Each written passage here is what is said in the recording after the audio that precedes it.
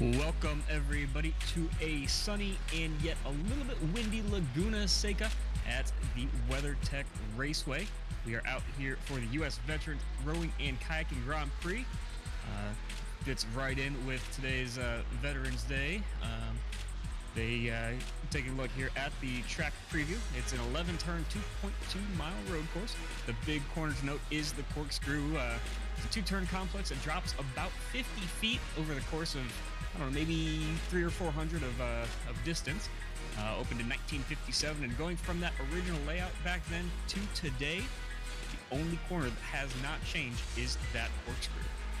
I am joined here once again, same as last week, with Travis Seymour. Travis, how's your week going? It's been a week, man. That's pretty much Monday every day. So, but hey, what is it? We're here. Let's do some racing. I'm looking forward to this one. This is going to be fun. Same as last week, drivers getting ready for 10 minutes of qualifying action. We saw some great times posted in our practice session as well. Savion Ragster topped the speed charts at 118.2. Ray Kingsbury was up there as well. And that's coming from last week, where we saw Ray Kingsbury and the entire Spark VR team really charge through the field, qualified well.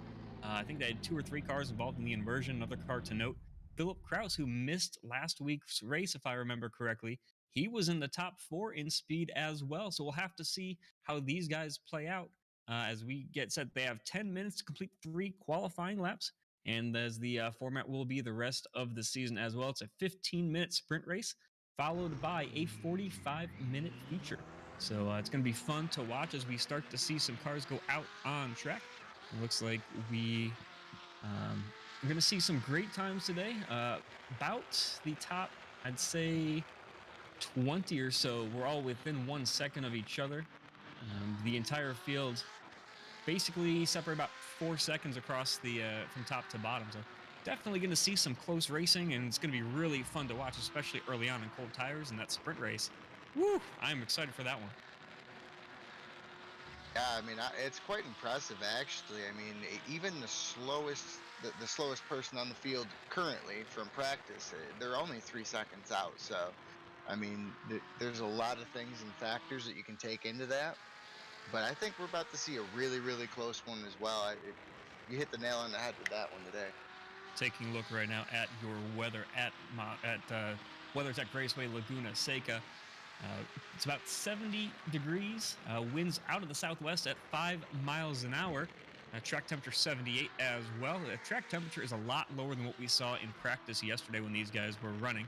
The interesting thing to note is the wind. That's going to be pushing from turn 3 up towards turn 4, from west to east for the most part. It's gusting up to 10 miles an hour. But I mean, that's going to be something to watch, giving you that extra speed boost going into that hard right-hander of turn 4. We saw a couple cars. I know some of the Kingsburys were dealing with issues with that wind in practice, running wide and getting into the wall on exit of turn number 4. The 3-mile-an-hour wind is what is going to make things interesting, because when it's consistently at 3 and then it gusts up to 10, you don't know what it's going to do to the cars as we await for some quick qualifying times to come in from these drivers. Yeah, that's the elevation changes, I think, is really what makes this track so its own. Like there is nothing like it in the world when you start hitting these elevation changes and coming down into quick right-handers, left-handers.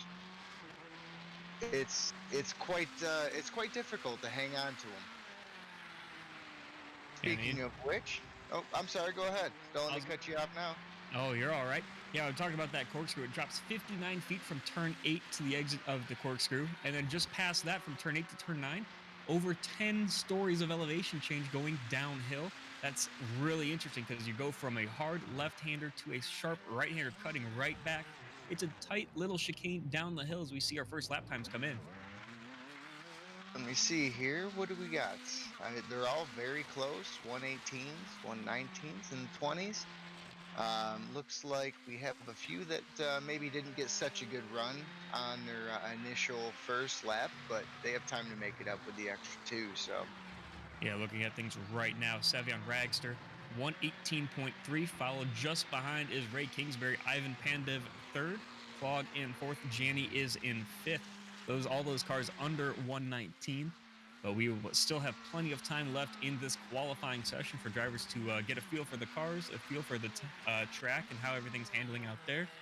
And we're going to be excited to see how everything pans out, because we just saw a couple other drivers, Michael Janney now under 118 as well. And then about 4 drivers at 119, and a bunch, just a log jam of them at 120 as well. There's not much to be gained in this track. But, you know, if you can get, especially we're going to talk about it all day, that corkscrew corner, if you can carry a lot of speed both in and out of there while not damaging the floor of your car in the middle of it, you definitely have room to just fly past some cars on exit, because after the corkscrew, you go through turn 9, and then you have a couple straightaways that you can definitely pick up some speed if you have a good run going. I agree, and there's a couple people I think that we should call out here. Some of our not law enforcement, but military personnel that currently racing with us here. Lee Tucker had kind of a tough first run. Hopefully, he can pick that back up in his second here. Looks like he might. He is he's a member of the Air Force, so let's give him a shout out. If you'd like to hit the next one for me. Yep, Dan Ench as well in the Air Force. A lot of Air Force drivers. We have 5 total drivers in the military, 3 of them representing the Air Force. Dan Ench from Indiana also representing the Air Force, and he is currently towards the back of the pack with a 122.5 as his lap time. Taylor Carroll as well representing the Air Force, and he's got some speed going, looking for him on the speed charts. And followed up with our last Kamal Hashmi, who is USMC, and it doesn't look like he set a time yet. Hopefully he can get out there and get her done, but... Hashmi has actually set a 119.4, and the other member of our armed forces is Jared Melton, representing the U.S. Army, and so far he has turned in a lap of 120.937. So we still have about 4 minutes left, 3.5 minutes of qualifying here at Laguna Seca. And not much has changed at the top of the speed charts. We do have more drivers under 119 now, but Philip Krauss now Phil Krauss at the top at a 118.2. Then Ragster, Pandev, Ray Kingsbury, and Michael Janney, the top 5. You know, and that was one thing I was wondering coming into looking at the practice laps with everybody being so close. I was wondering who just was going to have a better qualifying time being out there by themselves, you know? Whereas with practice, you have people all over the track. Some people just actually, they just can't put the same laps that they do in qualify down in practice. And I think we're seeing that, especially with Philip Krauss there, who just kind of shot to the top. Yeah, 6 cars within a second and about 20 to 23 within 2 seconds. So definitely a tight field. It's a shorter course, so we could see some lap traffic coming in pretty early in the race as well. But overall, you know, as long as these guys can keep it on track, it's going to be a race of attrition. I feel like we saw a lot of drivers going off in practice, kind of testing the limits with the cooler track temperatures compared to what we saw in practice yesterday. But, yeah, I mean, it's going to be an interesting race, especially the 15-minute sprint. Guys are going to be aggressive, trying to get into that 8th spot inversion. The top 8 from the sprint will transfer in an inversion. So, you know, for driver that finishes first will start 8th, and 8th to 1st. And as we mentioned, that sprint race that's coming up just after qualifying, we are also keeping track of the Area 52 Design Sprint Cup. Current points in that: Ray Kingsbury with 8, Michael Janney, Matt Kingsbury, Ivan Pandev in 4th with 5 points, Josh Klog, Jack Belton, Kamal Hashmi is 7th in there, and Josh Mertz in 8th. We can also take a look real quick at the top 10 at the top of our current Drivers' Championship standings for the entire season as we wrap up qualifying here. It's currently Ivan Pandev on top, followed by Ray Kingsbury, Josh Klog, Josh Mertz in 4th, Matt Kingsbury, Magnus Okenhog, Jack Belton in 7th, Dan Mitchell 8th, Tim Brokaw 9th, and Ron Christians Jr. in 10th place.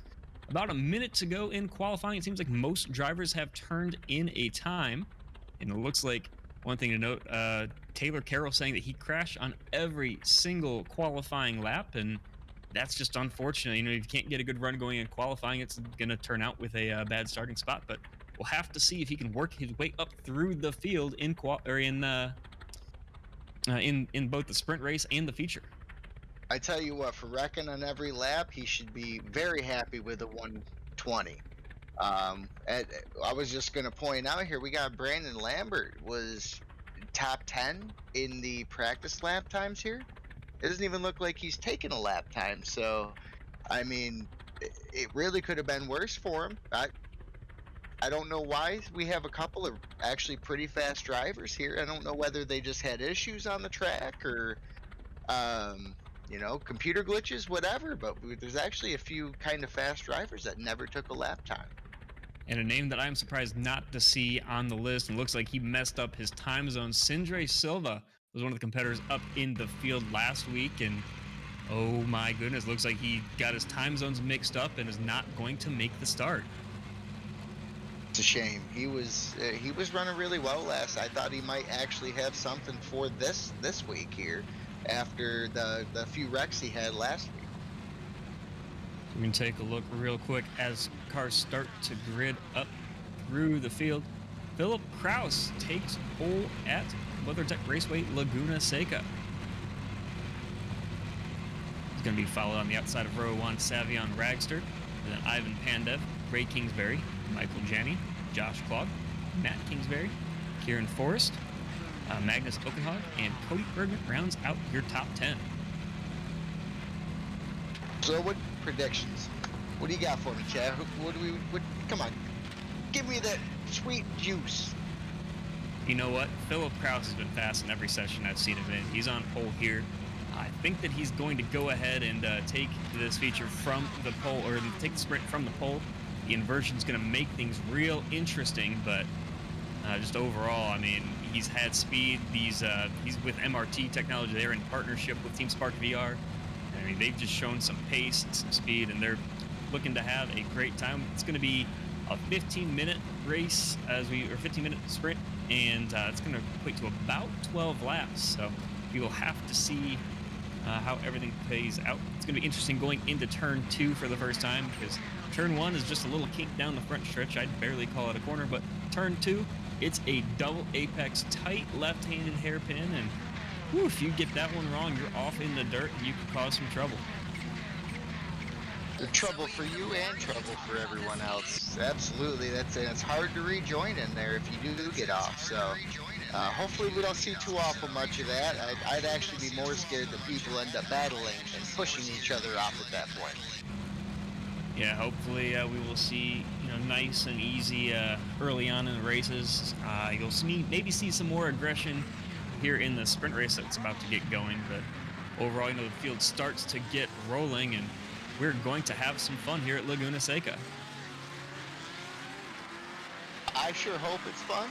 I'm going to hold my breath, but I think it's going to be. I mean, we could end up with a shutout. Hopefully not, but I mean, everybody's so close. I just can't see how it's going to be. I want to see some good fights up front. I'm going with that. Those Zebra cars of Renovo Racing of both Ragster and Ivan Pandev looking real good, real racy in both the 91 and the 99.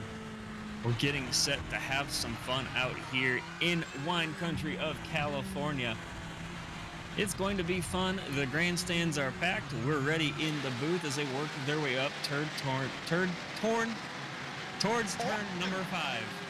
Words are hard. While he's getting his words wrong, maybe we can get a shot of each of our veterans and their vehicles as we are on our pace lap here before we start. We'll start by looking at Dan Ench of the Air Force. They're in that green and white Spark VR car, followed up next by Taylor Carroll as well, representing the Air Force. Pulled up by Taylor Carroll. Such a beautiful paint job there for Masterclass Performance Racing. Absolutely. Air Force on that one. Air Force as well for Lee Tucker. Actually, that's Jared Melton we're looking at in the purple and there's purple and black car there. Yep, and then there's Lee Tucker in the Air Force orange and black car for Apex Tech Racing, as well as the only Marine Corps member in our field, Kamal Hashmi, as they round the final corner. It's going to be green here at Laguna Seca. Oh, a little loose on exit. Philip Krauss, he does not get a good jump, and diving up the inside to Savion Ragster. Ragster on the left, getting the favorable line into turn number 1 and turn number 2. There's Ivan Pandev right up the back of his teammate as well. They're side by side up front. It's going to be a fight the whole way. They're through turn 2, Clee. Oh, a little bit of contact there between Krauss and Ragster, but getting the drive off the corner on the inside line was Krauss. Ragster thought about making dive back up the inside, but backs off. So we have Krauss, Ragster, Pandev, followed by Ray Kingsbury and Michael Janney. Top 5 running as they qualified. And as they head up the hill towards the corkscrew. And it's nice to see everybody kind of taking their time here. You know, early on last race there, we saw a few people just pushing really hard at the beginning, but everybody seems to be kind of single filing and waiting for the good spots. So I think we're about to see some really good rubbing, racing, and passing come the best passing spots on the track. So far, all clean through the corkscrew. They look to be, for the most part, single file. A little bit of dirt kicked up on entry from a couple cars, but they're all clean through the corkscrew. We still got a few laps. Let's hold off on that. We still got a few laps for somebody to mess that one up. So after lap 1, it's Krauss, Ragster, Pandev, Kingsbury, and Janney. 2 Corvettes and 2 Ferraris in the top 4, as well as the 5th place car being a Porsche of Michael Janney. Talk about this. Where's the Fords, man? I'm a hardcore Ford guy. I'd like to see some Fords in here. We got one person running it. It's upsetting me. Close battle here. Further back in the top 10, Okenhog and Hashmi. Okenhog was in one of our most intense battles last week as they go through a long left-hander up the hill. Look at these cars, nose to tail. They're going to go crest through.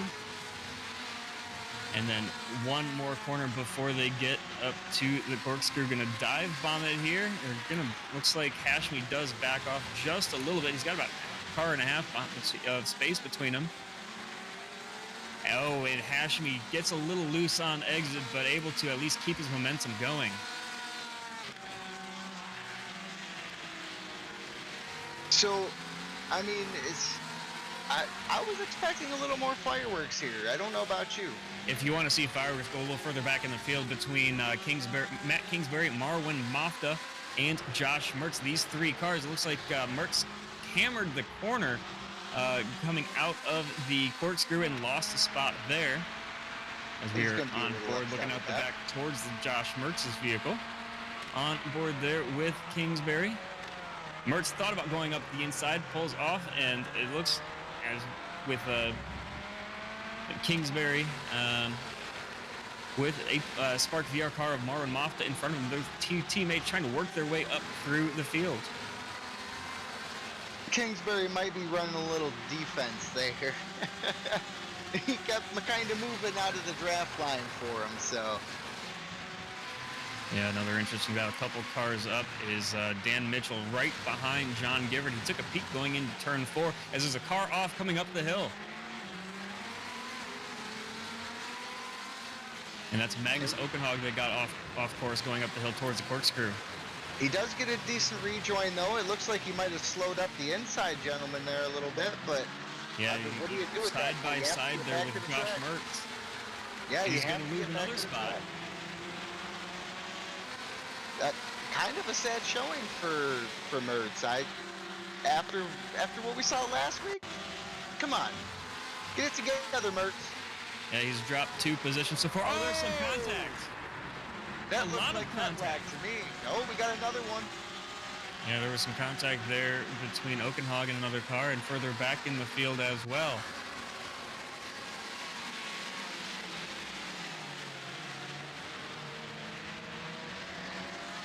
Looks like just coming towards, take a look there at Philip Krauss. Followed up in second place by Savion Ragster. Magnus, I'm sorry. Magnus is still fighting hard here back where he's in P18 here. These guys are really close. Yeah, he thought about sending it in turn 5, but decides better of it as they go back up the hill again.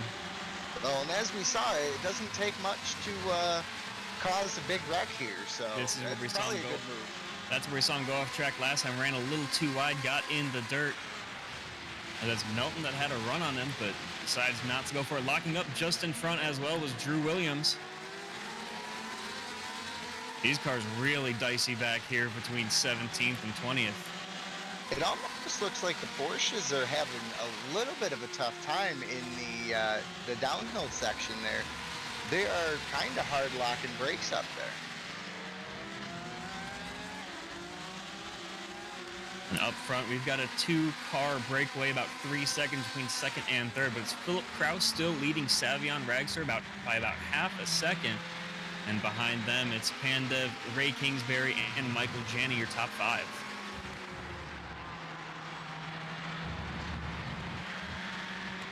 Like we got quite the battle here in P11, 10, and 12. Ron Christians Jr., along with a couple of competitors here, they're getting a little closer and a little farther away. They catch him, they get away, but it looks like he's going to try to make his move here soon.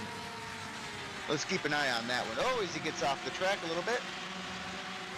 Down through the corkscrew, taking a look at side by side. Oh, there's some contact as well, coming back across. Oh, barely avoiding contact there. Wow. Was the 45. Hard, and again, that was what I was talking about. There's a very hard rejoin spot. What do you do? Yeah, cars kicking up dirt all over the track here. It's going to be interesting to see what happens through the rest of this race. You know what's worse on the downhill? Dirt downhill.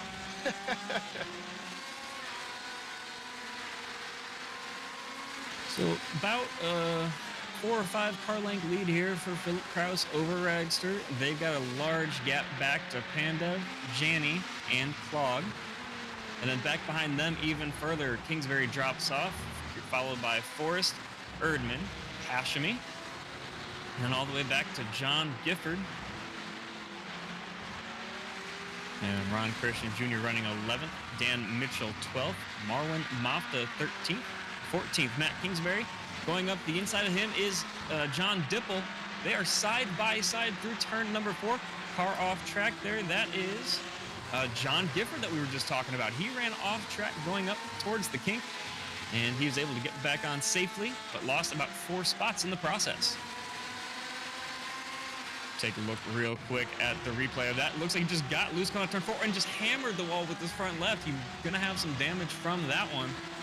You can already see it coming through the dirt. That thing is wanting to pull really hard to the left. Hopefully he can get into the pits without having to tow and hopefully maybe get enough time to repair and get back out and save something of this. Yeah, 6 minutes left in the race. He's going to stay on track going past the pit lane, keeping it out there. Maybe he didn't get it as hard as we thought because we don't see much damage there. But we've got interesting battles all over this track. Just when you think that a spot is safe.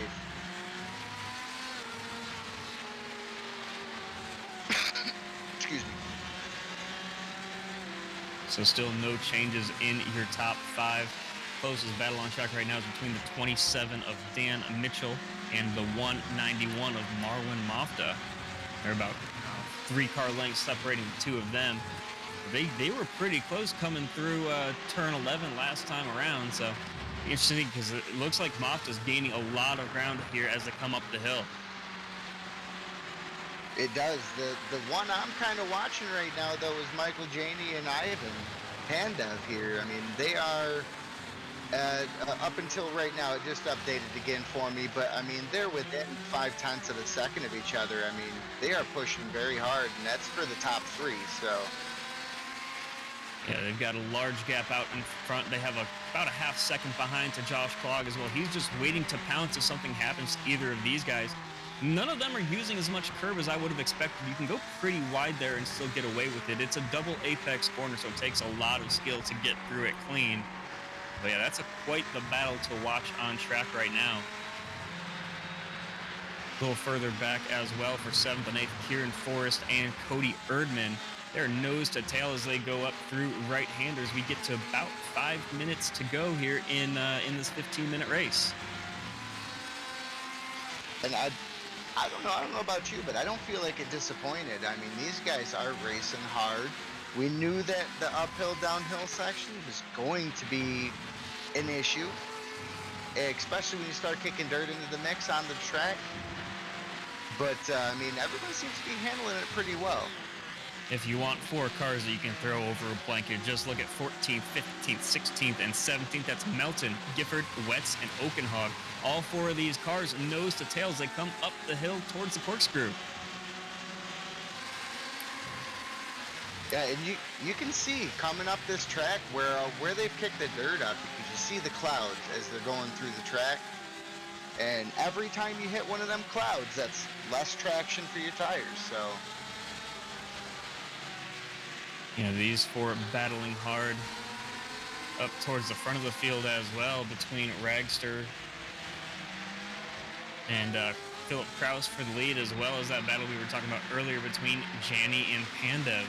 There's some great battles all throughout this field. Everybody, for the most part, kept it clean. We had a couple off tracks, but no massive pileups we saw at Watkins Glen last week. And I think part of that is just because of where these wrecks have taken place. There's actually some runoff compared to what we saw lap 1 last week, where about 15 cars were caught up in the S's at Watkins Glen because of all the guardrails that are right up against the track there. Absolutely.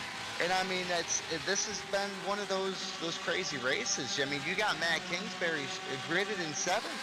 He's back to 11th. You got Oakenhow started 9th. He's in 16th now. We also got Kamal Hashmi 12th, 21st. I mean, it's really anybody's race. Yeah, the 8th spot right now that's going to transfer in that inversion up to first right now is Cody Erdman. He's working right on the back, going up the inside of Kieran Forrest. He goes wide, though, into the dirt. Is he able to save it? Ooh, he's able to get it slowed down just enough there through turn 11. Does not lose a spot to Ron Christians Jr., but he is coming with speed. I feel like he might have taken just a touch of damage there or something, but... He's going to have to push. He had a nice buffer there, but he kind of gave that up. Yeah, he's still got about 4/10 out the back to Ron Christians Jr. for that 8th spot. And it's going to be interesting because that, you know, if you're losing spots like that, you know, going wide, going off track and losing time, you're transferring up to the pole of the 45-minute feature. That pressure is going to get to you. You're going to have a lot of guys right behind you at the start. A couple of them that are definitely faster as we've seen so far this race. The fastest lap right now is a 1:18.354. That's by Savion Ragster, who's currently running 2nd.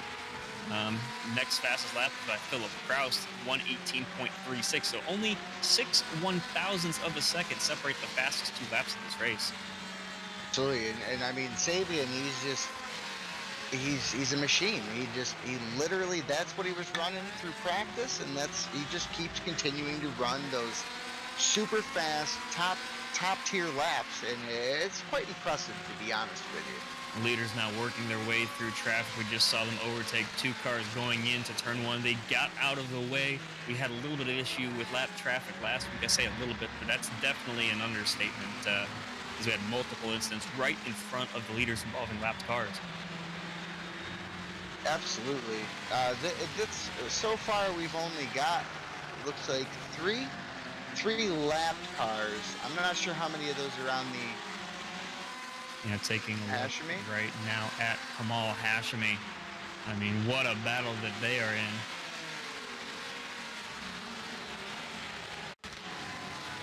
Taking a look here at a replay. A little bit of contact there with Matt Kingsbury. Wow. That was it looks like Matt just drove right into the side of him. Yeah, Matt did give up the position, you know. Great sportsmanship there. But now Kingsbury has Kevin Fanning right on his back bumper as they go back towards the left-hander and go up the hill towards the King. Now looking a little further back at the battle between Jacob Falcon and Brandon Lambert. That front car, the green 71 of Jacob Falcon, got some speed here, and there looks like Lambert's going to have a run, but he's going to be on the outside going into turn number 5. Definitely not where you want to be. The fastest way around there is your inside. He probably should have just single filed that one, but very defensive driving, going wide. He's off the track. That's Lambert. Oh, ran just a little bit wide. There was some blocking by Jacob Falcon, but I think it was definitely done the right way. He picked his line early, was a little defensive with it, and Lambert just went in too deep.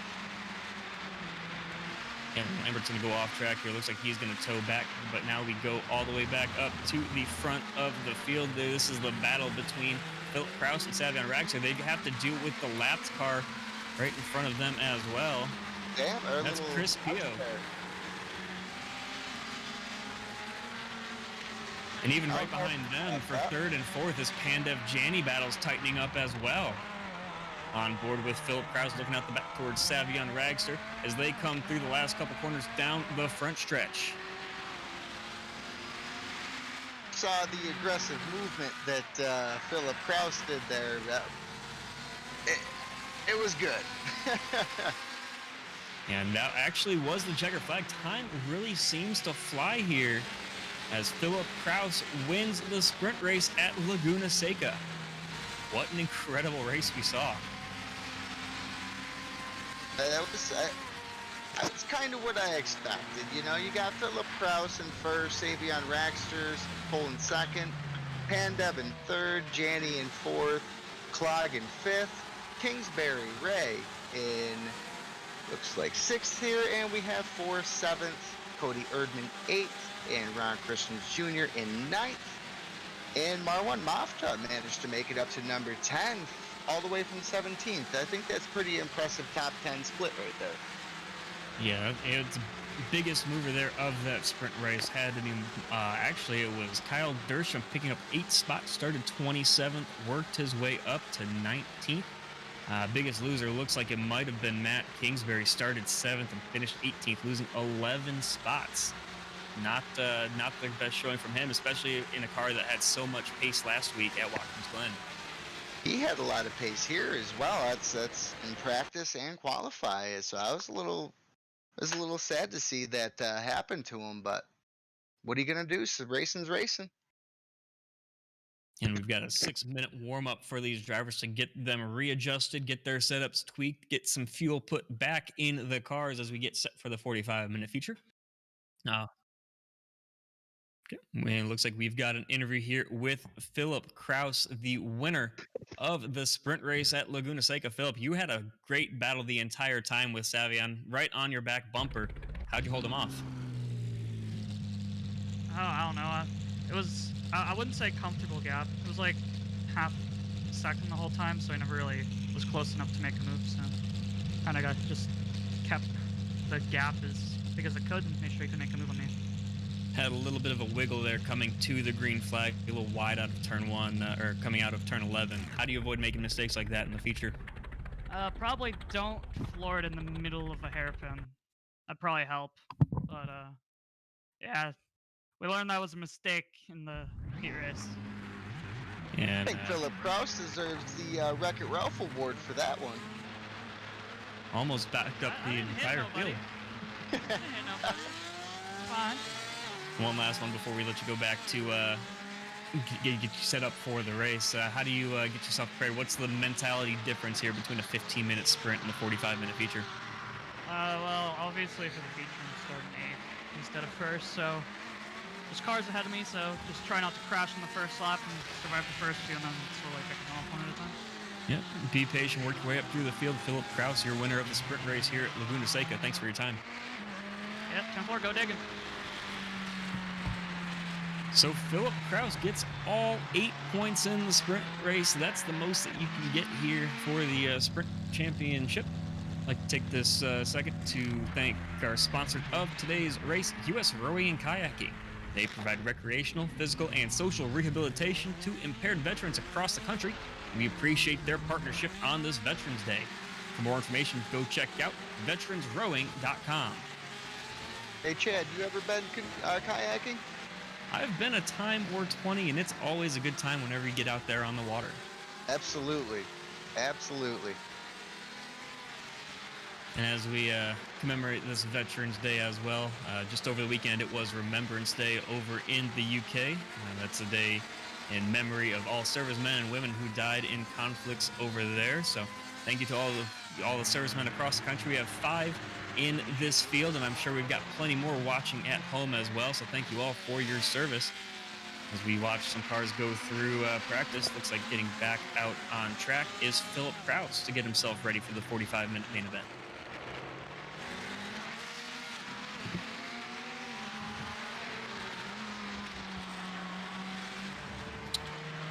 Also, just want to remind you guys that this series is brought to you by Sim Racer Coin, the cryptocurrency designed by sim racers for sim racers, and our racers will race to own the winner's coin.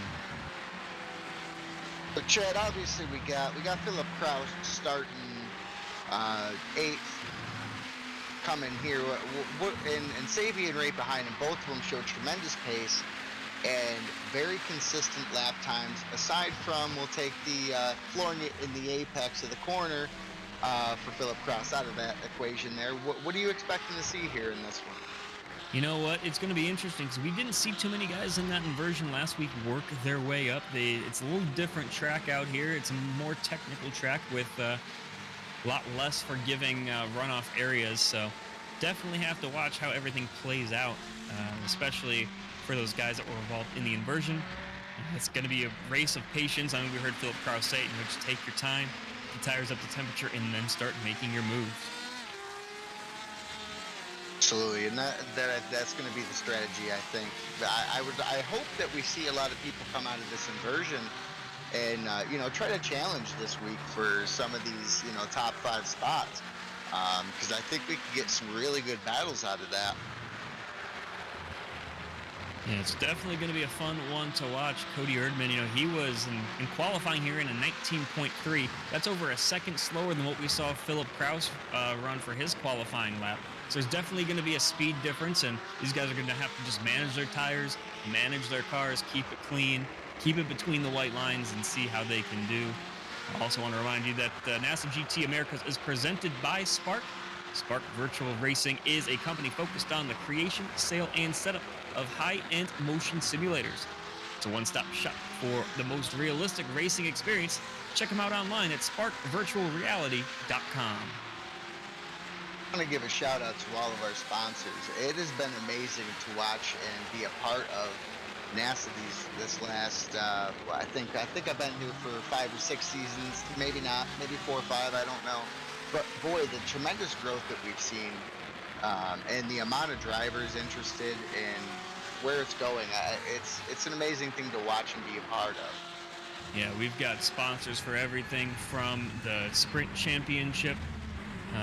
We've got that's Area 52 Designs. We got the Hard Charger Award brought to you by ATK Liveries. Got the Manufacturers Cup as well. We got awards for everything. We've got sponsors for everything. We have major sponsors for every race. As we can go ahead real quick and take a look at the rest of the schedule for this season. It's a 6-race schedule. Coming up next week is the Spark Nutmeg Classic. And then after that, the Area 52 Designs Grand Prix from Sonoma. RD Designs Grand Prix of Indianapolis from Indianapolis Motor Speedway. And the Sim Racer Coin GP Championship Night from the Daytona Road Course as we get set for the 45-minute feature here at Weathertech Raceway, Laguna Seca. Also, real quick, let's plug our socials. We got on Facebook, check us out, Automotive Sports Network. On Twitter, ASNTV_USA. On Twitch, ASNTV USA. And the same on YouTube, ASNTV USA. One thing that we don't have, and I'm a little upset about this because I might have been willing to race this series, is we don't have a Wreck-It Ralph award for the person who wrecked the most people, because I think I could have taken that one easy. I don't think that's something you want to be proud of. Well, so if you can't be the best at being the best, you're the best at being worse. right? I don't know that that's quite how that works, but Glass half full. Glass half full. we're about ready to get rolling. The pace car is off. You see Cody Erdman on the pole, taking his time to get running. There he goes. I was wondering if he stepped away for a moment, but nope, there he is off and rolling. It's going to be Erdman on the inside of Kieran Forrest, Ray Kingsbury, Josh Clogg, Michael Janney, Ivan Pandev starting 6th, Savion Ragster in 7th, and Philip Krauss, the last car of the inversion, the winner of your sprint race, starting on the outside of row number 4.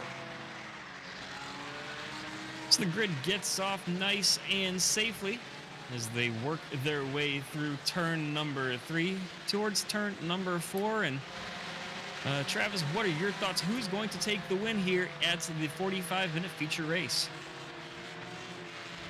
I really don't know. I think it's really going to come down to as Forrest and Erdman here their qualifying times were a little off of the pace.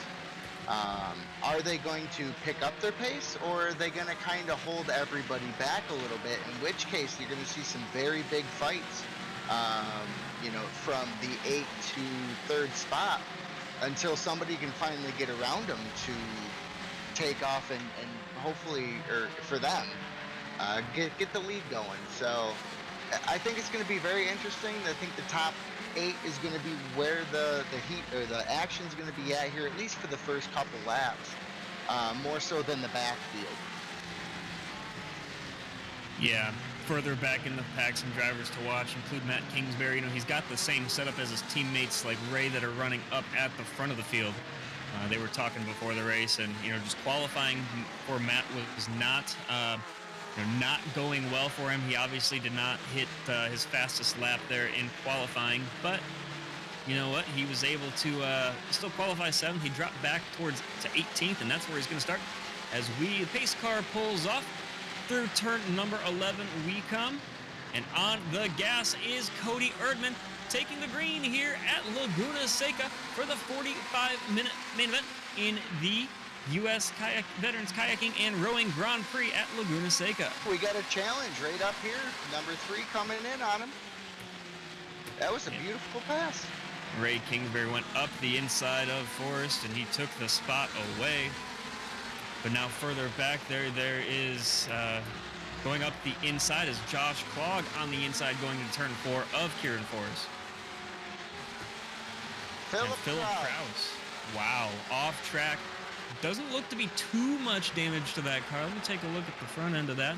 There's not maybe a little bit of damage to the front right, but overall the car is looking decent. He has lost some damage. We'll take a look at the replay real quick. And you can see he just got into the tire barrier with the front right. So as we go through turn 11 down the front straightaway, they obviously aren't going that fast as we try to get all caught up.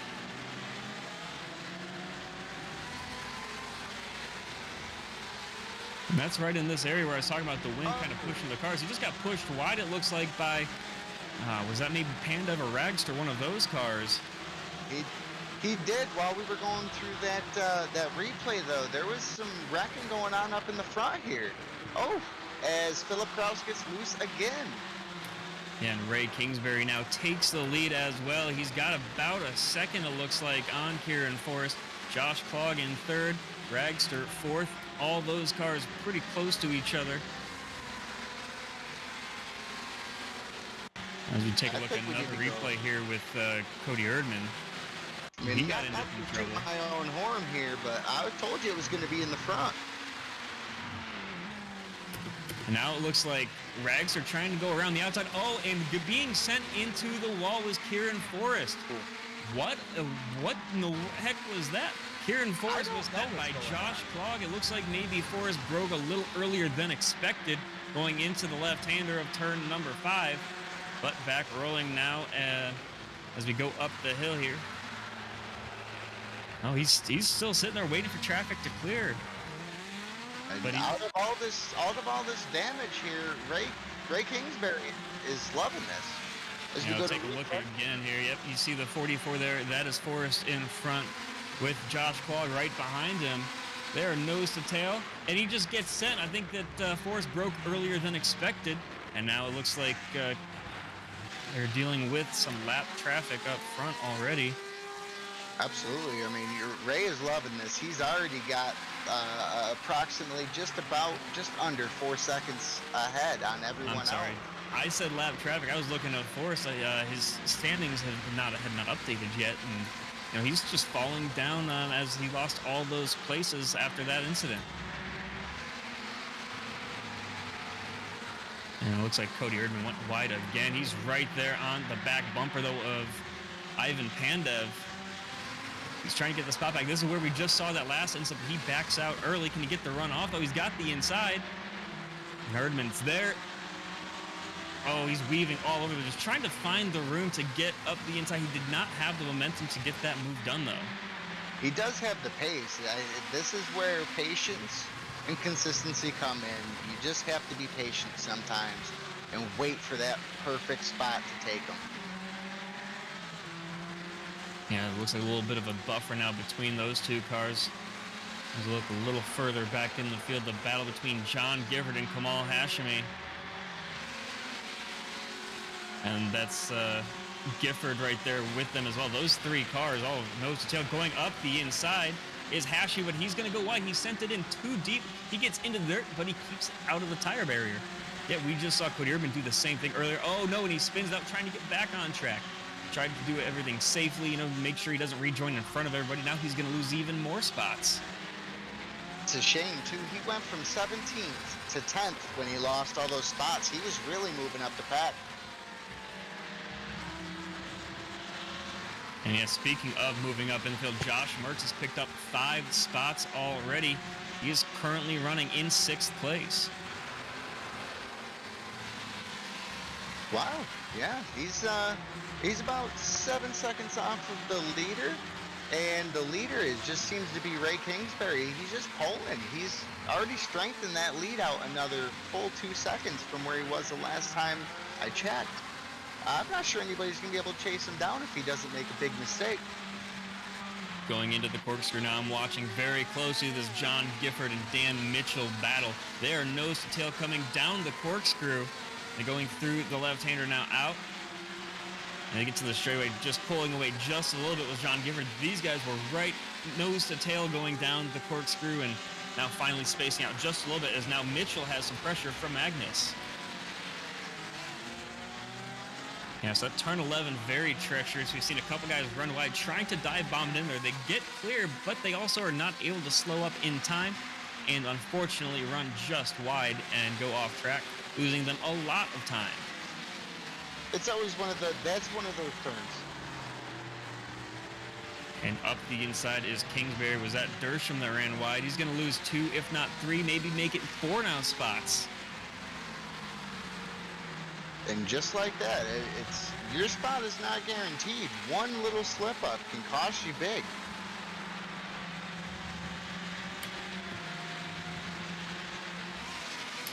Another interesting battle here, side by side. Philip Krauss, who won the sprint race, now battling with Lee Tucker, trying to work his way back up through the field. And I'm not gonna lie, there's almost too much action to keep track of right now. Even though he was involved in that incident on lap number 2, Krauss still running 1:19s as he goes down through the corkscrew. Just in front of him is the battle between Jared Melton and Kevin Fanning as well. And it looks like we'll take a replay. Something happened to John Gifford a couple corners ago. Let's take a look what happened to him. Looks like he's coming up the hill right here. And down into the corkscrew. Is that where it happened? No, Josh Mertz rejoined right in front of him. Just has to slam on the brakes. That was not the most sportsmanlike move I've seen out of Josh Mertz. Unfortunate there. And then he got made contact with, it looks like with another car on track. Got Dan Mitchell in the 27. And I've been looking at this corner. It is starting to be more dirt than asphalt going through there. And I almost wonder if some of that is an issue. Yep, the lead now for Ray Kingsbury up front. Almost 4 seconds as he comes down through the kink and now through turn 11.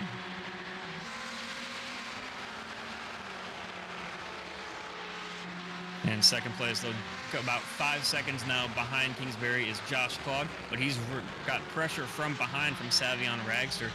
That Ragster car has been fast. He finished second in the sprint race, started 7th, now all the way up to 3rd. Well, what did I say? I think that's the biggest thing is as he's making his pass here on the outside, or at least trying it, He's going to try to cut back move here. Tried to cross him over as we're now on board with Savion Ragster. What an interest. You know, you try to send it up the outside. It's a double apex, so you can maybe get a better launch on exit, but not able to get things going there. Looking out the back now of that our design car of Josh Clogg. You can tell he just wants some clean air. And there's the run. This is going to be Ragster getting the move done into the left-hander up the hill. But that next car on track that's just in front of them, that's Diane Feldman in the lap car, the iDrive Sim car. It looks like everybody's going to manage to get past her pretty clean. It might have cost them a few tenths, but better than wrecking. The biggest thing that did was that opened the door for Ivan Panda to get right back in this battle. Now he is right on the back end, and there's contact between the 27 of Kingsbury and Mitchell.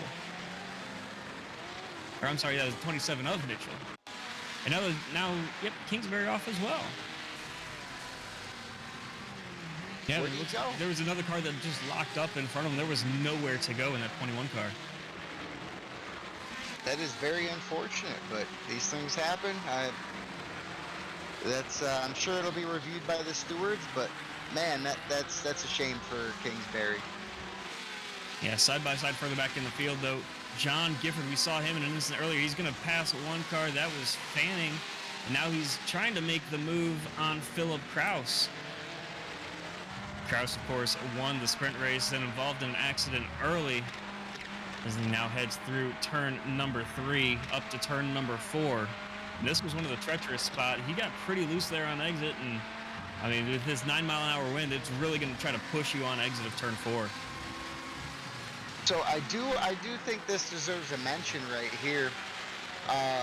Jared Melton, not one of the fastest drivers we've seen tonight, but he was very close to pace.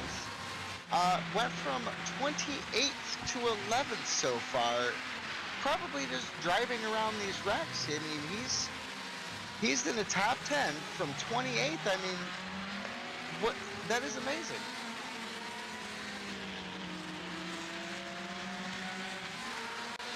As he dropped back a spot as I'm talking, that's kind of nice. Not bad. So he's in 11th, but still 28th to 11th is not bad.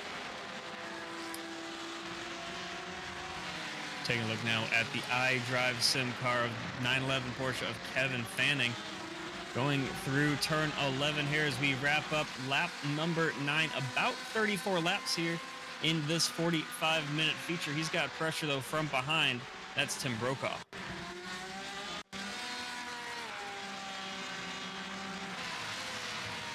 Take a look there at the 34 of Dipple. He just got on the curbs as they went up the hill and then made contact with Drew Williams. Yeah.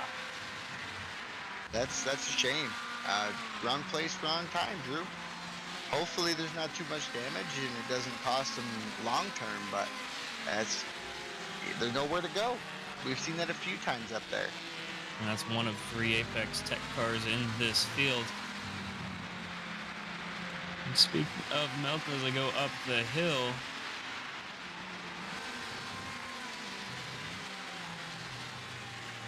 he cut the corkscrew. That's just an unfortunate mistake there. We do have Ray Kingsbury here. It looks like he's starting to catch up to some of that lap traffic, possibly slowing him down a little bit. Yeah, that's Chris Pio. We saw him do the right thing, get out of the way in the sprint race when he was going to go a lap down. So, very, very competitive, but very, alert and aware racer. Knowing that the faster cars are coming, knowing what they're racing for. But now we see Ray Kingsbury with about a 4-second lead. He's going to get the perfect opportunity here up the outside, and just plenty of room there from Pio, just letting him go on by. Out. It looks like Tim Brokaw actually got passed by Matt Kingsbury, and now Kingsbury is going to go after Kamal Hashmi. Crazy. And the other thing, too, is Savion. He ain't out of this yet. He has closed the lead, or the gap between him and Ray by approximately 1.5 seconds over the last couple laps. He's only 4 seconds out. He's digging hard to try and get back into this fight for number 1. Oh, a little wide there was Matt Kingsbury, but able to recover. He does lose some time, though. He's going to lose the spot.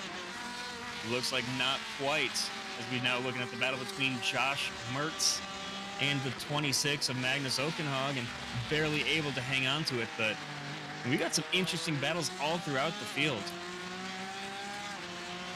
Well, I was saying, it's almost too much to watch. You go to one person and then something else happens 3 spots back. It's really tough to keep track of on this track. This has been a crazy race, to put it gently. Magnus right on the back bumper there through turn number 2. I thought there was a little bit of contact between Magnus and Mertz, but as we look now at this intense battle between Melton, Givert, and Mitchell, all 3 of these cars, as well as Dersham right behind, that's for 11th through 14th. And they are all, let's see here, I mean, they're all within, Givert has approximately 0.4 seconds on everybody else, but then you start going back and they're all, 0.2 seconds, 0.3 seconds off each other, so it's anybody's race here. And just behind them, Fanning and Christian side by side going into the left-hander. Then that's going to leave the door open for Matt Kingsbury on Hashmi. I'm sorry, that's Kingsbury on one of the iDrive sim cars. Yep, that's Fanning. And there's someone off in the corkscrew. That corkscrew has been a killer all night. Yep, it was Chris Pio. We just saw him getting out of the way for some lap traffic, and yep, we'll take a look at what happened to him, but he's struggling to get his car back rolling. He's facing the wrong direction, so he's trying to work his way through the gravel of the corkscrew. He gave plenty of room there to the faster traffic. He was clear. Oh, and there was just contact from one of the faster cars. That was Erdman. Erdman just kind of dive-bombed it on him there. I mean, he doesn't want to lose too much room there, but he does take the tow back to the garage as we're looking at Chris Pio now. Yeah, that's a little sad, but also I feel like, he might have dove into that and not realized that he had one more coming up behind him. Of course, Erdman doesn't want to lose time. So you got to try it, I guess. I don't know. That's going to be a tough one. That's one I think the stewards are going to look at, and that's going to be a tough call. Unfortunately. Yeah, there's some damage there, as you see on the front right of Erdman's car, but some of these battles that we were watching really intensely have kind of fizzled out. The one that I'm kind of focused on right now, Josh Mertz and Philip Krauss. Krauss started this race in 8th, dropped all the way back down the field, but now he's working way back up to Josh Mertz, those both MRT technology cars. So Krauss trying to get the draft down through turn 1 into turn number 2. He's still about 4 car lengths behind. We'll see if he can't close that gap. He does seem to. It's a double apex here. They're both gaining on Magnus Okenhog. And just an update here. Yeah, Mertz let him go. I think that he realized that his teammate was faster. He won the sprint race and was dominating in qualifying as well. So Mertz doing the smart thing, maybe some team orders there. Of course, Mertz is the one giving the team orders, but just letting him go. They're not going to slow each other up as now Krauss is going to try to chase down Magnus. Just a little update here on the Savion Ray Kingsbury race here. Savion has closed the gap another 0.3 seconds in the last couple laps. He's only 3 seconds out. This might be one to watch with 28 minutes left to go in this race. He has plenty of time to come back and challenge for P1. Yeah, it could just be that Kingsbury is saving his tires. Ragster's last lap was a 118.9, and then for Kingsbury, it was a 119.7, so just maybe pushing a little harder as we see some very consistent lap times from Ray Kingsbury. Absolutely. You know, and we don't know, I haven't really paid attention to the to Ragster's strategy here, but if he gets within striking distance, is it going to cancel out the tire wear thing? You know, that is a very good possibility. He gets back in draft for P1. And speaking of battle, Michael Janney trying to work his way up into the top 5. He is right on the back bumper of Cody Erdman coming through the kink and up the hill. So those two cars fighting for 5th and 6th as we take a look real quick at between Krauss and Okenhog.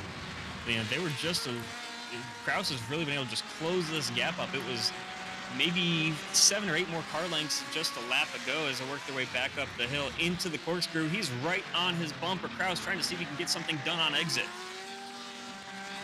Got a little bit of a run there. Got a little right side tires into the gravel, just a little bit on exit, but really trying to make it work as we're on board with the 19 of Philip Krauss.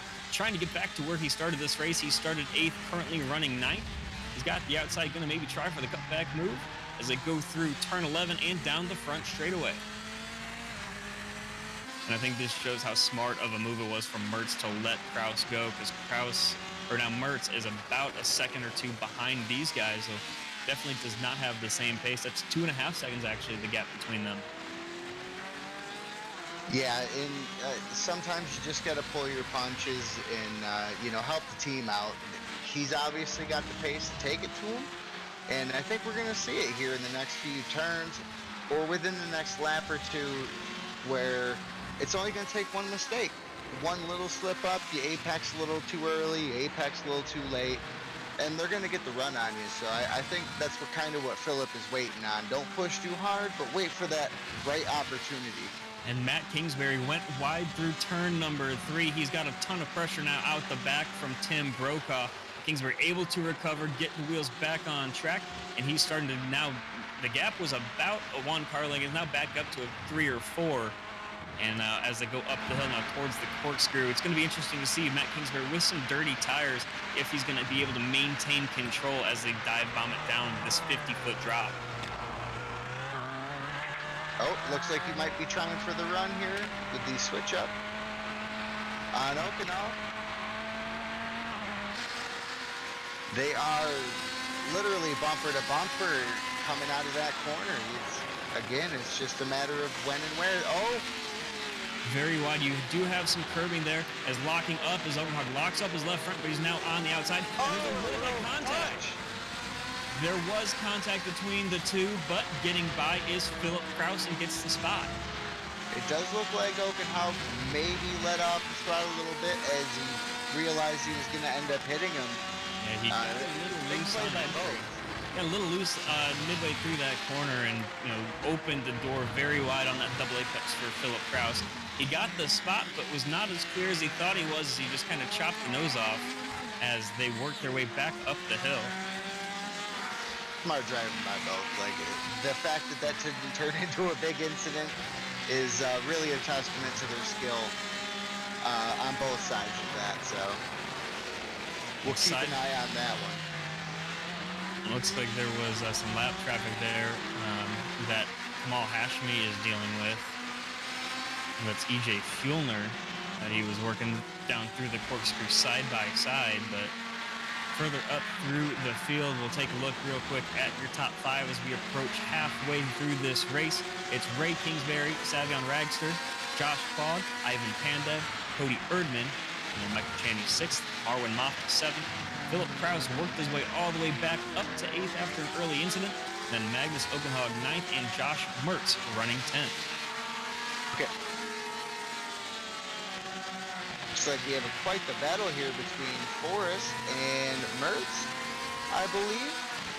Wetz, I'm sorry. Wetz, correct me, because I'm wrong. And it looks like on exit, Wetz has the momentum. He's going to send it up the inside, just through the slight kink right here of turn number 1. He's going to be clear, but that's going to set up Forrest for the crossover move. No, he's just going to keep it up the inside and just try to stay in the draft. They're getting the exit speed. Is Wet's pulling away just a little bit as they head up through turn 3 and now towards turn number 4. I honestly don't think he's going to have the pace on him, and I think he knows that. He's missing a hood. He's got some front end damage. Let him go. Try to use his draft to keep you from losing more spots is kind of the strategy I'm thinking here. I mean, you're not going to challenge him with damaged aero that bad. Now take a look a little further up the field. Jared Melton in the 75. Right behind him, Kamal Hashmi as they go through towards turn number 1 and turn number 2, that hairpin that we were talking about. Always fun to watch them run through there. Just diving up the inside is Hashmi, but he backs out. Giving him plenty of room is Melton, who's going to have the better exit going up through turn 2, up to turn number 3 now, that right-hander. A little loose on entry was Hashmi, just a little too much on the brakes. Back end stepped out, but able to keep it on the track.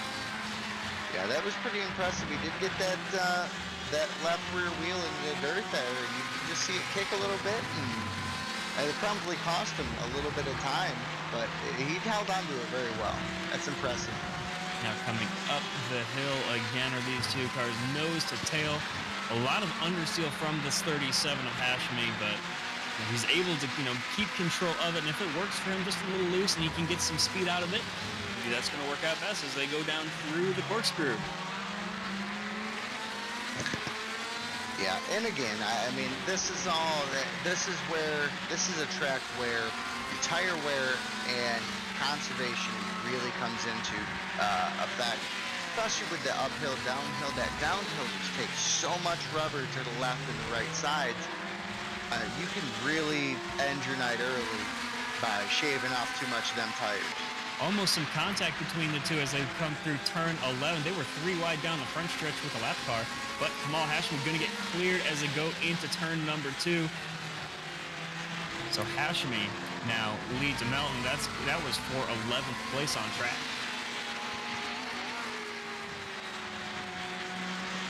Now moving a little bit further up there, that's Cody Erdman into the green yellow car, just in front of Michael Janney down through the corkscrew. This is the battle for 5th place. They were battling pretty close earlier as well. There's a touch of the brakes for Erdman going through that left-hander. Now they pick up speed coming back towards turn 11. Into the grass, into the dirt just a little bit was Erdman, but is able to maintain control. Defensive line up the inside, but he's going to open the door on exit for Janney. Very defensive, swerving all over the track was Erdman there, but right in his slipstream is Janney. Chad, I'm not sure that was intentional. It looked like he might have gotten a little loose. They go through turn number 2, still keeping things clean. A lot of respect between these two drivers. As Erdman started on pole, was in a wreck early, and now worked his way all the way back up to 5th position. He is still fighting, and up front, the battle for the lead. It was up to about 5 seconds earlier. It's now down to 2.5 last time they crossed the stripe. However, I do believe that, again, like you said, I feel like Ray might be saving his tires a little bit, as once Savion had gotten into this is the second time he's been within 2.5 seconds of him, and then he started to pull away again, and headed up to right around 4 seconds again within 2 laps. So you almost wonder if this might be a strategy. And this is where we saw Janney make his run last time, coming through turns 9 and 10. And now as they head towards the final corner, is Janney going to have anything for him? They get back on the gas, and Erdman's still able to maintain that 5th spot.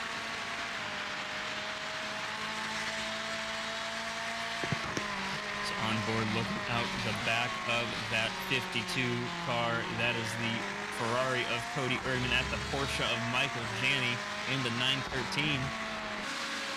As we look back to Marwin Mafta and Philip Krauss, these two nose to tail as well.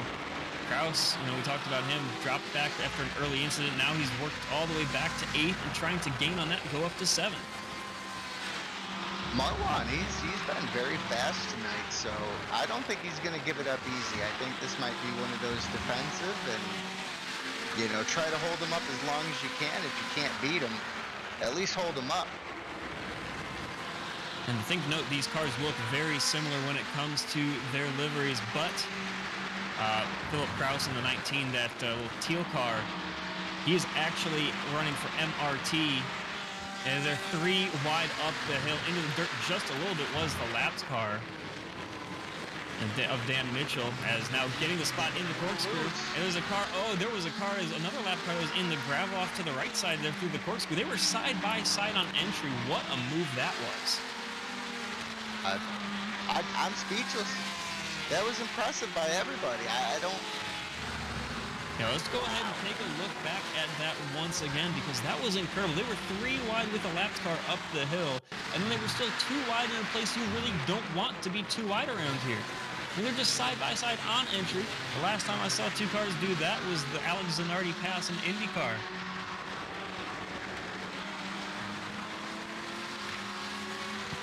It was done in IMSA as well. So, I mean, it does happen, but it's very rare. That was impressive.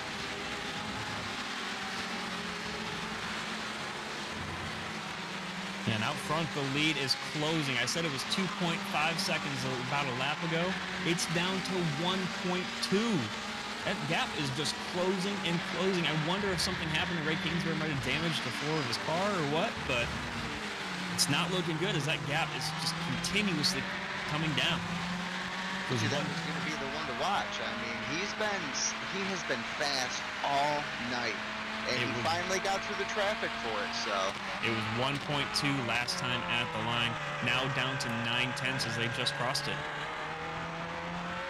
This is going to be a battle coming up in the last 10 minutes or so, I think, of who's going to push the hardest, and whether Ray is actually on a conservation strategy right now. Maybe that is part of the strategy, to let him catch up, burn his tires off, and then try to pull away at the end of the race.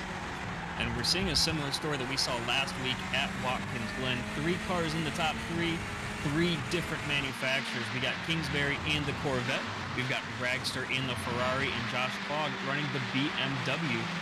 So all these makes and models of these cars are very balanced throughout the field. We see we got the Corvette, the Ferrari, the BMW, we got Porsches and Fords as well. I mean, just the balance between all of them, and each one is kind of just built for a different driving style. Absolutely. The only thing I would say is I feel like the Porsche tonight on this track has kind of underperformed for a lot of people. In comparison to the other ones, it seemed to just be a little more stable, I think is the word I'm looking for here. Checking the gap behind, it's still 9/10 of a second between Dragster and Kingsbury. And the highest running Porsche is Michael Janney in P5.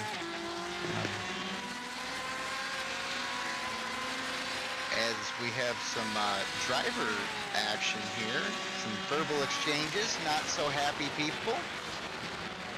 This does happen. Tensions run high, especially when you start getting into the last 15 minutes of a race. So obviously something has ticked somebody off, but this is to be expected.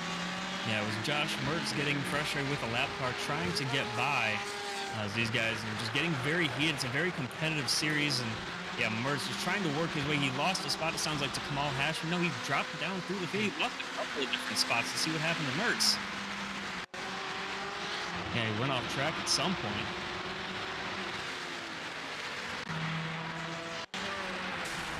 Yeah, he just forced onto the curb by a lapped car. Yeah, that was a 71 of Jacob Falcon. From 1 lap down, running in 26. And it's unfortunate for Josh Mertz. He worked his way well up into the top 10 and just could not keep it there with that lap traffic. Yeah, unfortunately, that does happen. Some of these drivers don't have a spotter to assist them with these things. Because if you're lapped down or you have the leader coming up on you, sometimes it's just better to let them go. Battle for the lead now down to under half a second as they're going through turn number 4 as we approach 10 laps to go. So that's Kingsbury in the blue and white Spark VR car, and the Zebra car of Savion Ragster right behind as well. Those two running 1 and 2 as they've done throughout most of this race. Ragster started 7th after finishing the sprint race in 2nd, and Kingsbury only had to make up 2 spots there early on as other drivers were involved in accidents in front of them, and they're nose to tail down through the corkscrew as they head towards turn number 8. I am going to say, I do feel like, I'm looking at Ray's lap times here. I do feel like he's being a little conservative with the lead he had early on. We know he's faster than this, and he's just been kind of running consistent in the 19s. It makes me wonder if he's still got a little more to put on it. Yeah, it was definitely interesting. He ran a 118.5 in qualifying, a 118.6 in as he goes on the outside. Side by side there, that was Ragster trying to make the move. It's a double apex and getting the drive off of Kingsbury. He cannot get the momentum to go his way. He's going to dive up the inside of turn number 3. No. As they're up through towards turn number 4, a little bit of a defensive line there showing was Ray, but Ragster clipped the curb just a little bit and was able to keep it off of the gravel on the outside up towards number 5 here as they worked their way up the hill towards the King. Like that dive might have cost him a couple hundredths of a second there. He did back off a little bit after that dive, so I think he might be trying to say, okay, patience is the key here. Either that or Ray has picked up the pace a little bit, realizing, hey, I'm not safe anymore. It's time to go. Yep, that next car in front of them is Kieran Forrest, the last car on the lead lap. He was involved in an incident earlier on in this race after hammering the curve there was Kingsbury, but he's able to maintain control. But yeah, that car in front started 2nd, showed some pace early, but unfortunately involved in an accident as the lapped cars in front are now 2 wide. That next car, that green car there, is Brandon Lambert. Now diving up the inside, though, Ray Kingsbury is going to possibly lose the spot to Ragster, and he is. He gets it done. He gets it done. Wow, I didn't think it was going to be that fast. He got it done, and he is now in the lead, running away. Yeah, so now it's Ragster trying to pull away a little bit from Kingsbury. We saw Ragster put on some fast laps, but what does he have left in the tank in terms of both fuel and tires, as he was pushing very hard this entire stint? Yeah, that's it. I don't think it's over yet. I do not think it's over yet, especially with, let's see, who we got pushing up there on Ray Kingsbury. So Josh Plog. Is it Josh Plog? Oh, I'm sorry, it's a lap car. I'm sorry, I'm crazy. Next car on track is Josh Plog.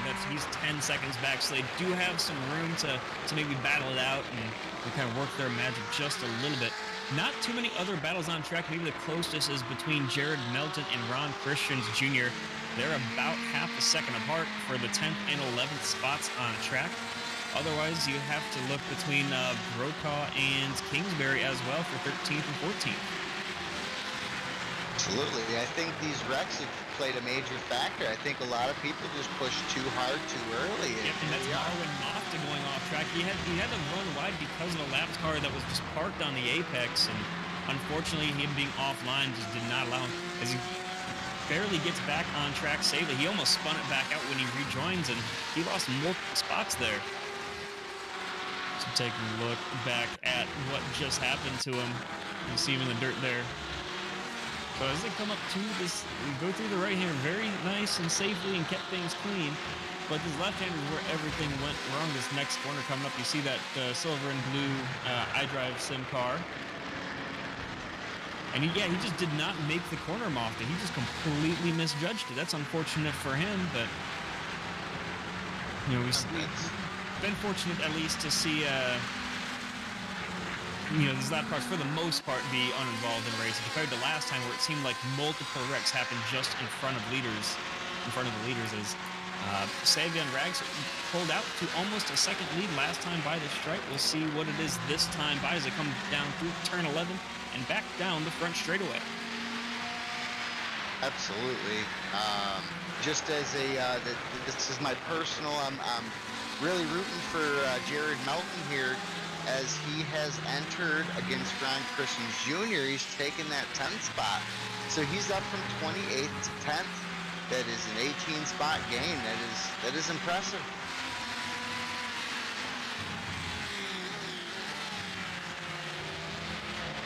The last 3 cars on the lead lap as well.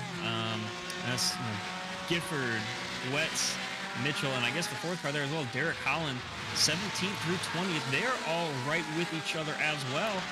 And those 4 in interest battle, and it's a 6 points or 6 race. It's a short season, but every single point counts when it comes to the season championship.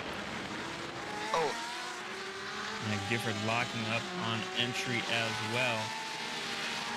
But absolutely. I can't tell you how much of a difference that one pole position point makes versus never hitting one. So you're definitely right when it comes down to the points. Every point counts. It doesn't matter whether it's for overtakes, gains, whatever it is. It's going to matter at the end of this six-track series.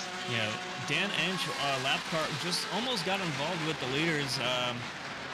Just held his teammate up. As looks like we have some more interesting stuff going on in the back of the field as well. Wetz trying to dive it up the inside on Gifford, locked up his right front tire, and unfortunately not able to get that pass done. As now he's got Dan Mitchell right on the back of him. These guys are fighting really hard. A lot of them know they have to get something done now with a little less than 5 laps to go. If they don't get it done now, you're not going to be in position to make that top 10. So, yeah, and the one thing also to note for these guys, these are the last guys on the lead lap. The next car behind them on track is actually your leader, Savion Ragster, so they don't want to lose time with each other, but they also don't want to hold up the leader either. Now, this is where we're working together to try to pull back into the race a little bit. Obviously, you're kind of out there for number 1, but if you can work together to close and maintain a safe distance from the leader, that's optimally what you're trying to do here. Yeah, so taking a look right here at the 91 of Savion Ragster, trying to work his way through some lap traffic. He gets by, I believe that was Holland safely. And now it looks like they're going to let Ray Kingsbury go as well. Next lap car that they're going to have to deal with is Dan Mitchell. He is right in this battle here still with Chris Wetz. Oh, and locking up 3 cars there. There's a lap car as well as Gifford, Mitchell, and Wetz. So these guys all know. So this is going to be a log jam for Savion to have to deal with. Oh, absolutely. Yeah, the lead was only 1.2 seconds before he hit this lap traffic. Not everybody's going to play nice. And 4 minutes to go here, under 5 minutes, as these guys just working their way through lap traffic up front. Things getting very, very dicey. And it looks like multiple cars. Uh-oh. Oh, no!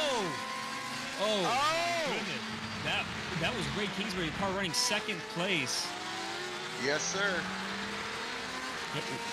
Oh, that was that Pio who was involved in the incident earlier, going off in the corkscrew. Oh, there's more contact in the back. That's Ray Kingsbury who checked up multiple cars. There's just mayhem breaking out here at the end of this race. He just rejoins. This is very unfortunate. Oh. That's just... Yep, so it looks like, thankfully for Ray Kingsbury, he only lost the 1 spot to Josh Fogg, but he is still under pressure from your leader, Savion Ragster's teammate, Ivan Pandev, there in the 99. Absolutely. With the damage on the car, I mean, it's going to be really tough to hold it off. There is under 3 laps to go here. We got 3 minutes left in this 45-minute race. He's going to have to hold on to her. It's a shame that that happened, because they were starting to catch each other back up again with that lap traffic. But let's just say it's a fight between P2 and P3 now for Ray. Yeah, talking about the damage to Ray Kingsbury's car. It looks like Panda has all of the straightaway speed in the world on him. So every time they're coming down the straight, Panda just sucks right up to the rear end of Ray Kingsbury, but unfortunately is not able to get there in time to get around. And now Ray having to deal with another lapped car. It's the iDrive sim as we come to, it seems like 2 to go. Getting a little loose there in the beginning. Very defensive as Ray Kingsbury up the inside is going to be Panda. No, still being very defensive. Opening up the inside though. Almost making contact with Panda, able to know where the front right corner of his car is and backs off just in time. So it's Kingsbury right there in third, battling with Panda. This is going to be the most interesting battle we've seen so far in this young season. Oh man, yeah, he is fighting hard. He's looking that rearview mirror. Somebody needs to take that thing out of the cockpit for him. Probably reaching up there right now and kind of turning that thing to the side, making sure he can't see it because he just needs to focus on hitting his marks, making his moves, and knowing where he needs to be on the track as they go up. And the next car up there ahead of them is a lapped car. They've got about 10 seconds or so 4 seconds between them and Josh Quagg in second place. Though, coming to the uphill section there, he did get a little off track, so it did give a little bit of breathing room to Kingsbury. We'll see if it's enough. Oh, wow. And multiple cars involved in a wreck just in front of these guys. Now coming Hopefully he doesn't scoop any of them up. And this is the white flag lap. Savion Ragster out front by about 10 seconds on Josh Quagg. But still, this battle to watch is between third and fourth of Ray Kingsbury in the 25 Spark VR Corvette and the number 99 Porsche of Ivan Panda, or Ferrari of Ivan Panda. Skids on that berm a little bit too much, and that was it. Sent it. Yeah, it looks like maybe he just got scared or something. I don't know, but... There was one other car there involved as well, but still going back real time here to Ray Kingsbury, followed just with Ivan Panda right behind him as they come back up the hill through the corkscrew for the final time. He's going to go for the move on the right side. No, he's not there in time. Locks it up, and he's able to keep it off the gravel, though. And that's going to be almost all she wrote. It seems like as long as Ray Kingsbury can keep his part clean, do his part, and go through the penultimate corner as we go checkered flag up front for Savion Ragster, the winner of today's race. I'm telling you, there's going to be some fighting words between Ray and Panda here. That defensive driving was, woo, textbook. Yeah, we've seen some amazing battles throughout the field here at Laguna Seca in the U.S. Veteran and Rowing Kayaking Grand Prix. It definitely was fun to watch, but wow. I mean, Ray Kingsbury was able to hold off Ragster for the longest time during that race. And then Ray Kingsbury, unfortunately, couldn't hold him off forever. Ragster got by, and then unfortunately was involved with a lapped car. And we still have one more battle on track for Matt Kingsbury. And oh my gosh, Melton spun in the very last corner on track. And racing to the line is going to be Kingsbury, and then Christians Jr., and then Melton. Car blocking the path. Woo. Wow, what a finish. All the way around, we had battles all throughout the field. Just when you thought it was over, there's another battle further back. Wow, I mean, Ragster, Quagg, Kingsbury, Panda, and Janney are your top five. Something we didn't see last week. The very beginning of the race was battle after battle, all through the field. The middle of the race, everybody kind of calmed down a little bit, and then right at the end, everybody said, "Nope, we need that spot because that spot's an extra point. Let's go hard." Congratulations to our winner, and wow, just wow. That's all I can say about this race. This was a great race. Yep. Going now to your third place finisher, the driver of the number 25 Corvette. We'll have him with us here in just a moment. Yes, there he is, number 25 Corvette Spark VR of Ray Kingsbury. Ray, an unfortunate finish for you. We saw you get involved with some lap traffic there towards the end of the race. What are your thoughts? Well, the car was good. We led most of the race. Pretty satisfied with the result. It's just disappointing to lose a spot because somebody wasn't aware of what was going on around them. And then, we rejoined the track and I'm trying to get out of people's way and I see a car crashing in front of me and I don't know, I hope I didn't cause any more incidents, but it seems like everybody got through it. Just a mess. It was good racing from Savian and Ivan at the end. I had fun with him, so at least I still had some good battles.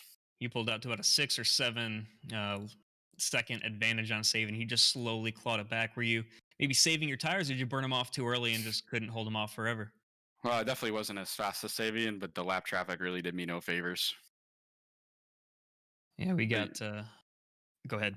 I mean, yeah, unfortunate, but still a podium. So pretty happy with that. And the Spark Virtual Racing team was really solid this week. And, big shout out to them for all their support as usual. Your team sponsor, Spark VR, sponsoring next week's race, the Nutmeg Classic at Lime Rock Park. What are your thoughts going into that? It's one of my favorite tracks. It's a 56-second track, which is shorter than this, so we're going to see a lot of lap traffic. So hopefully people are paying attention to what is going on and put a lot of practice into the lines, because you're going to probably be lapping just around a minute there in these cars. This is our first time having you after the feature for finishing on the podium. It's a 6 race season, 4 to go. What's your projection? What's your goal for the rest of the season? My goal is to win the championship. Whether that's a reality, I don't know. We've gotten lucky. We've gotten a 4th and a 3rd place finish. We could have had more points here, but this is by far probably our worst track. So it's a really good result. I would have liked to have walked away with 2nd. Every point matters, but I think in the end we're going to be happy with this result. Yeah, definitely a little bit more fortunate that you didn't lose any more spots than that. But hey, thanks for joining us up here in the booth, and best luck to you the rest of the season. Thanks. Have a good one, Chad. Yep, you too. That was Ray Kingsbury, driver of the number 25 Spark VR Corvette. As coming up next here in the booth, the driver of the number 13, finishing in 2nd place, the 13 BMW of Josh Clogg. Josh, you got a little fortunate there with what happened to Ray with a couple laps to go. What are your thoughts on how the entire race went for you? Yeah, definitely a little lucky there at the end. Didn't see what happened with Ray. I just saw him off on the side. But also got a little at the beginning there with Kieran. That was a little unfortunate. He broke a little earlier than I'm used to, and I was showing left, and he wanted to block left a little more. So tapped the back of him there, but got a little damage from that, and that kind of threw me off the rest of the race. But all in all, good race. Happy with it. Wasn't really expecting too much from BMW here in particular. So definitely feel pretty happy with the 2nd place. Yeah, this was the 2nd race in a row that all 3 cars on the podium have been different manufacturers. What are your thoughts on kind of the balance between every car? We had a Ferrari P1, you were in the BMW 2nd, and then 3rd place was a Corvette. So what are your thoughts on the different manufacturers in the series? Nice balance. I know that Ferrari, that was really, really good on brakes. I couldn't do hardly anything at all against Savion there. Between damage and just braking ability, that was tough, but all in all, pretty good balance. And we got 4 more races. We asked the same thing to Ray just a moment ago. Podium is always nice, but it's still a long season. What are your goals? What are your expectations for the next 4? Just hoping to keep finishing up top. Not necessarily win or nothing, but I definitely want to be up towards the top, and hopefully a couple consistent podiums will leave me in a good spot. Yeah, you came into this race 3rd in the points after last week. You got some points from both the sprint and the feature last week, and you did the same this week. So you're definitely looking good in the championship. What are your thoughts on Lime Rock next weekend? It's a shorter track. It's definitely going to be interesting. Yeah, and traffic's definitely going to play a part. Some of those corners are going to be tough. I'm not sure if we're doing the chicane or the quick turn. there in the middle of the track. But it'll be interesting. Josh, Question for you there, Josh. How bad was that car handling with the damage you had? I'm looking at the vehicle now. It does have a little bit of damage. How bad was it?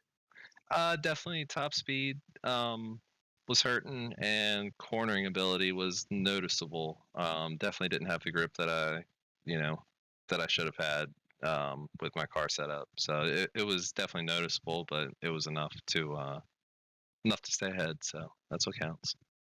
Looking forward to next week with you, man.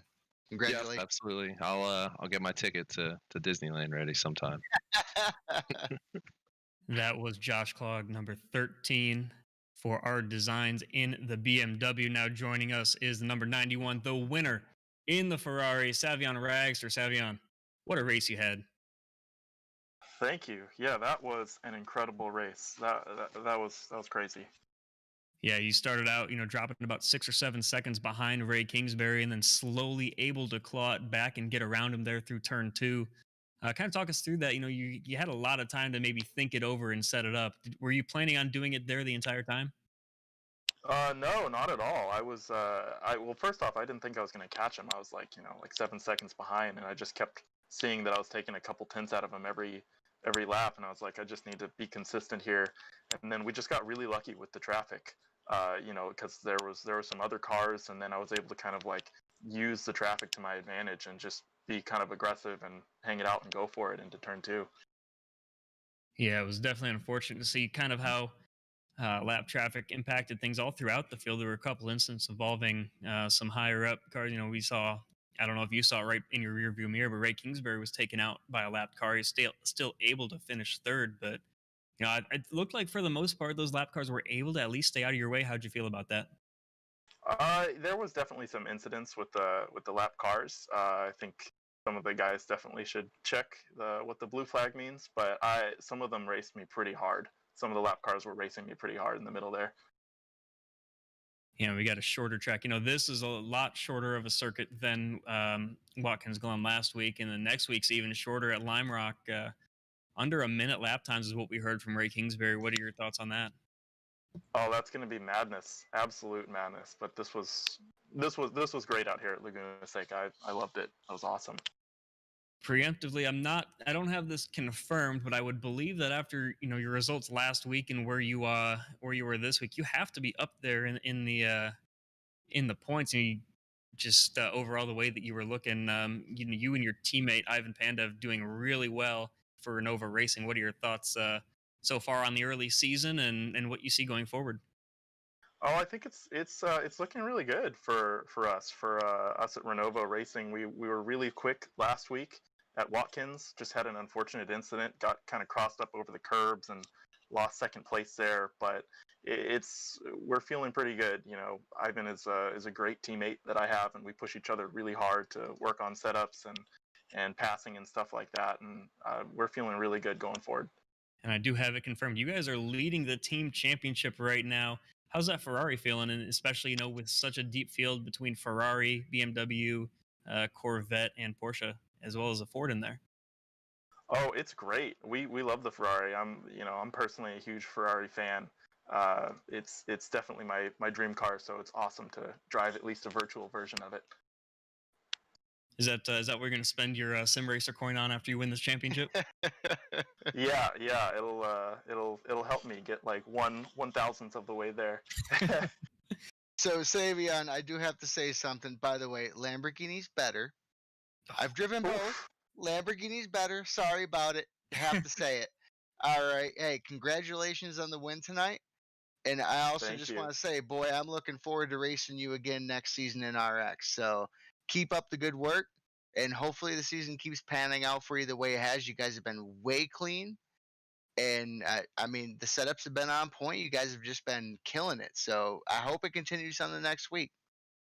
Awesome. Thank you guys, and I really want to thank my company, thank my Team Renova Racing. You guys are all awesome. Thank you for the support. Yeah, that is Savion Ragster, driver of the number 91 for Renova Racing. What an incredible start that those guys have had with Ivan Pandev taking the win last week, and then this week It was Savion Ragster getting the win. So 2 races in, 2 Ferrari wins for Renovo Racing. I'm telling you, Chad, I'm starting to get flashbacks to the last RX season. Just different team. Just a different team. Let's take a look at the upcoming schedule. We still have, as I mentioned, 4 races to go. Up next, the Spark Nutmeg Classic from Lime Rock Park. That's next Wednesday, same time, different track, but you can still find us on all the same social channels here at on both Twitch and YouTube at ASN TV USA. It's definitely been a fun one for myself, Chad Irvine, along with me as well as Travis Seymour and our producer, Victor Valley. Thank you so much for watching. We will see you next Wednesday from Lime Rock. And special thanks to all of our veterans. Thank you for your service.